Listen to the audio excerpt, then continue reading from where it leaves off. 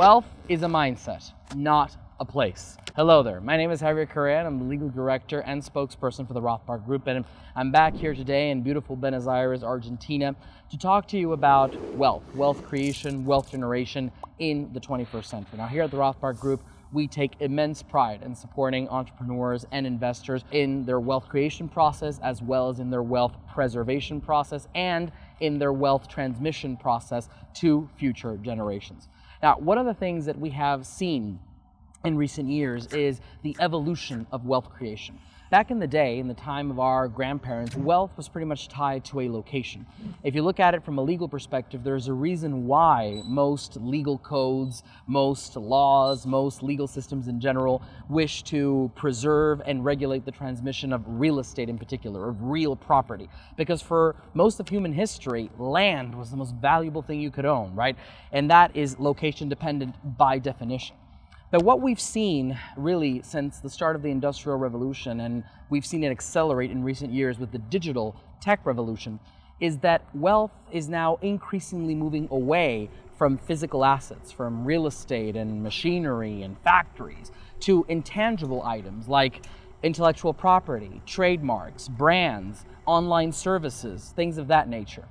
And I do believe that this presents a unique opportunity in the 21st century. If you see what is happening now, you're seeing that location-independent workers and entrepreneurs are uniquely well positioned to optimize taxes, to go to the jurisdictions that are ideal to hire, to bank, and build their own structure of wealth, regardless of the locations where they are particularly situated in. And this is an advantage that only location-independent wealth creators have. Now, does this mean that if you have a location-dependent business, if you have a traditional storefront, a restaurant, a hotel, does this mean that there is no hope for you? No, it doesn't mean that at all. It is still possible to generate wealth in those traditional ways. It is just not as quick, and unfortunately, there are not as many tax advantages that are available for people who have location-dependent wealth these days. How does Rothbard fit into all of this? Why are we talking about location-independent wealth in particular? Well, the reason why the Rothbard Group is the ideal partner for location-independent wealth creators, entrepreneurs, investors, and multi-jurisdictional families is that we understand cross-border international planning in a way no other firm does. We are uniquely well positioned to help people create structures where they live in country A, bank in country B, incorporate in country C, and potentially store their gold in country D. We believe in going to each jurisdiction and getting the best that that jurisdiction has to offer. Somebody might want a private foundation in Panama with an underlying American company and then a bank account in Switzerland. That is something perfectly doable, while at the same time they are tax residents of Barbados, let's say. This new era of location-independent wealth brings with it obviously unique opportunities, but it also brings with it unique challenges. Governments are increasingly looking at location-independent wealth creators. You're seeing things like the global minimum tax coming out of the OECD. Doesn't apply to most people at this point, but it's something we do have to keep our radars open to and keep constantly analyzing. You also have certain countries that have talked about imposing some kind of digital service tax for companies that sell online services. Countries are more weary of digital nomads that come to their specific territory or jurisdiction and they spend a certain amount of time there. So for digital nomads, there are endless opportunities, but there are also endless challenges. And that's where Rothbard can truly come in and understand and help you understand the rules around tax residence for individuals and corporations, the rules surrounding taxation of foundations and trusts and all of these kinds of underlying structures that will truly be unique.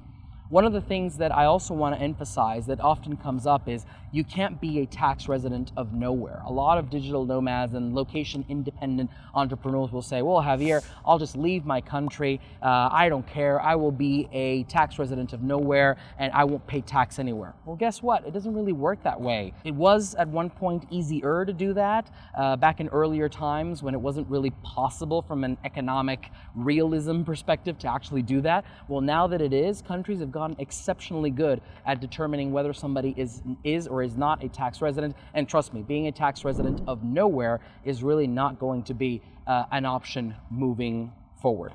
In addition to that, another major point that you're going to want to look out for is the absence of a tax residence is often linked to the inability to obtain banking. Banks now, in most cases, are even required to understand where their clients are, what their business is, and part of understanding their profile is where they are tax residents of. So you can't just tick a box and say, I'm a tax resident of nowhere. Also, understanding that there are certain banks that are going to be more open to people that are traveling around the world and doing business around the world than others is also crucial. You want to have the right banking partners with the right tax residents in order to make sure that your location-independent lifestyle and income are absolutely not compromised. And why is all of this important?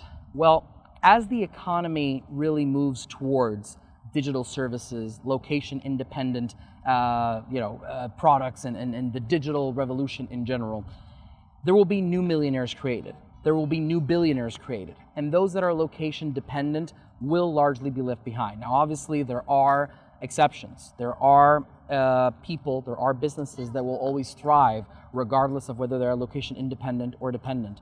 But generally speaking, we are seeing that you'd rather be on the right side of history. You'd rather be on the side of history of the people who are actually embracing the economic change that is taking place in the world right now. And for that, understanding the tax rules that affect location-independent entrepreneurs and investors is going to be absolutely crucial.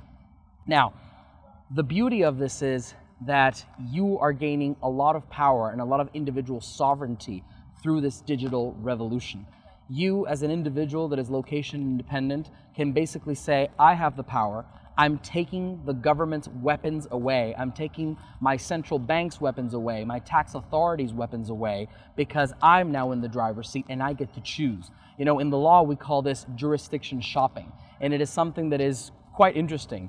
A lot of people, especially in the public sector, will like to say, well, you know, that's wrong. People shouldn't be able to do that. In fact, a lot of treaties actually even have anti-jurisdiction shopping measures in place to prevent people from just, for example, incorporating a company to take advantage of a particular treaty, for example. So the other thing you have to understand is with great power comes great responsibility. So this location-independent economy, this digital revolution that is taking place, is giving you a lot of power. You're taking power away from governments, you're taking power away from central banks, away from tax authorities, because you have been given an unprecedented ability to choose, an unprecedented freedom to choose where to bank, where to live your life, where to incorporate your business, where to sell your products.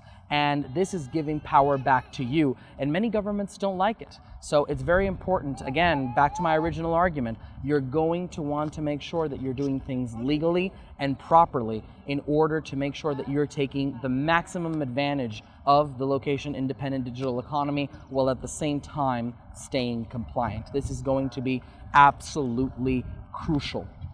The borderless mindset has to be a compliance mindset. So, if you are ready to be part of this digital revolution, if you're ready and you want to be part of the borderless entrepreneur nation, you want to erase borders and frontiers from your life, and you want to take power back as a sovereign individual, then please go to rothbardgroup.com for further information.